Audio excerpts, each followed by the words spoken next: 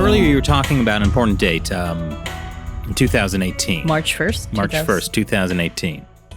Right. Okay. So that date, the Economist Magazine. Now you guys are aware of this, but your listeners, I mean, the Economist Magazine is like the Pope of free trade, and Anglo-American, capitalist free trade economics. The Economist Magazine is the high priest of that religion.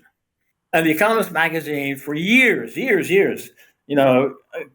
argued that the Japanese industrial policy was a negative. It was hurting Japan. Japan would do a lot better if they got rid of all these industrial policies. And if people like Prestowitz suggested that America should do something like Japan, that was just protectionism. That was evil, old protectionism, like the protectionism that caused the Great Depression and World War II. So March 1, 2018, the cover story of The Economist magazine says the West made the wrong bet on China. So here's The Economist, of all people, waking up and saying, oh my gosh, we got it wrong. Oh, we made the wrong bet. The Chinese are not going to become more market-oriented. They're not becoming more liberal politically. In fact, they're becoming less liberal politically. That was a huge thing. And then that was quickly followed by Kurt Campbell, who had been Assistant Secretary of State under Obama. He's now back. He's now the China czar at the National Security Council under Biden. But in 2018, Kurt was in some kind of a consulting company, and he quickly followed The Economist with an article in Foreign Affairs, basically saying what The Economist was saying, elaborating it a little bit more. But that date marks a huge shift and the beginning of a reconsideration of China and reorientation of U.S. policy towards China. But what was happening was it just became clear. I mean, China had come out with Made in China 2025 in 2015. Xi Jinping, obviously, clearly, even all the apologists could not argue that Xi Jinping was going in a more democratic, more market-oriented direction. From my perspective, what I see is the U.S. and the free world, in the EU and Japan as well, taking what I think is a more realistic understanding of China and a more realistic approach to China. But what I see now is increasingly, what I think will increasingly become a bitter fight and debate internally. And a good way to capture it is in the last 2 days, the comments of George Soros and the statements of Larry Fink. So George Soros, we know, is the major Wall Street investment manager. And Larry Fink, the head of BlackRock, the biggest hedge fund, who has just announced he's going to put $1 billion into the Chinese financial markets. And Soros made this statement that the Fink was, not only doing the wrong thing for his client. Soros is saying, hey, Fink is going to lose money for his clients by making this kind of investment in a market that clearly is not an adequately policed and administered financial market in China. And Fink has responded by saying that he's looking out for his clients and he has to make money for his clients, and that China's a big growing economy and everything's going to be great. But fundamentally, what I see is George Soros, like him or love him, he knows the communists.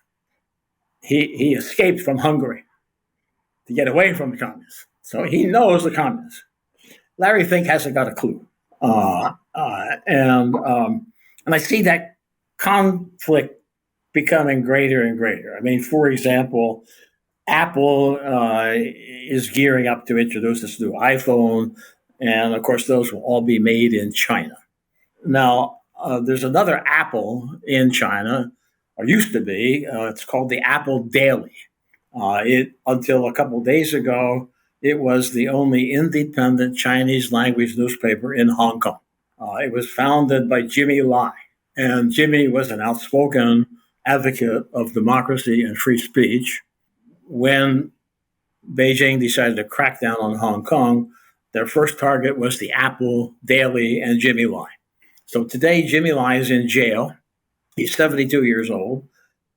And yesterday, Apple Daily closed down completely. Its funds had been frozen by the Hong Kong government.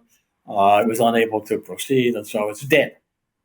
Now, so here's Apple of iPhone, and everything it makes in China. Everything it sells, it makes in China. And a few years ago, 2015, the FBI in the U.S., in order to solve a case, needed to open an Apple iPhone. And they went to Apple and they said, help us open this phone so we can get the data we need to prosecute this case. And Apple, absolutely not. No, sirree, Bob. We protect the privacy of our customers. FBI took it to court. It never finished in court. But the point is, Apple refused to cooperate with the FBI. Okay, fast forward to 2019. And in 2019, kids are demonstrating in Hong Kong. And Apple has an app in its app store called Hong Kong Map Live. So if you have this app, you can look at Hong Kong live in real time. And if you're the kids, you can see where the police are. So that allows you to go demonstrate where the police are not. And this app was driving the Hong Kong police crazy. And it was really driving Xi Jinping and the big guys in Beijing crazy. And so the China Daily, the mouthpiece of the Chinese Communist Party, begins writing, really torrid editorials against this app. And within a day, the app is out of the App Store. Tim Cook yanks it out of the App Store. Well, I mean, I think it's maybe less ideological than it is practical, because Apple realized that, standing up to the FBI wouldn't actually get them in trouble in terms of the U.S. government couldn't really do anything. And it would even help Apple's reputation in the eyes of most Americans. Whereas the economic calculus in China is just simply different, because they know that they're completely at the mercy of the Communist Party. Well, absolutely. So my point is this, 2 points. One is that we call Apple an American company. And it is American in the sense that technically it's incorporated in an American state, probably Delaware, but maybe California. But Apple is much more under the thumb of Beijing than it is of Washington. Apple's not afraid of Joe Biden. It's not afraid of Washington. It can stiff the FBI. It can't stiff Jiangnan High. And then add to that here's Jimmy Lai. He's going to die in jail. Now, how many iPhones are worth Jimmy Lai's life? Tim Cook, I'd like Tim Cook to tell me. Well, if I sell one iPhone, no, that's not enough to pay for Jimmy Lai's life. 100 million, is that enough?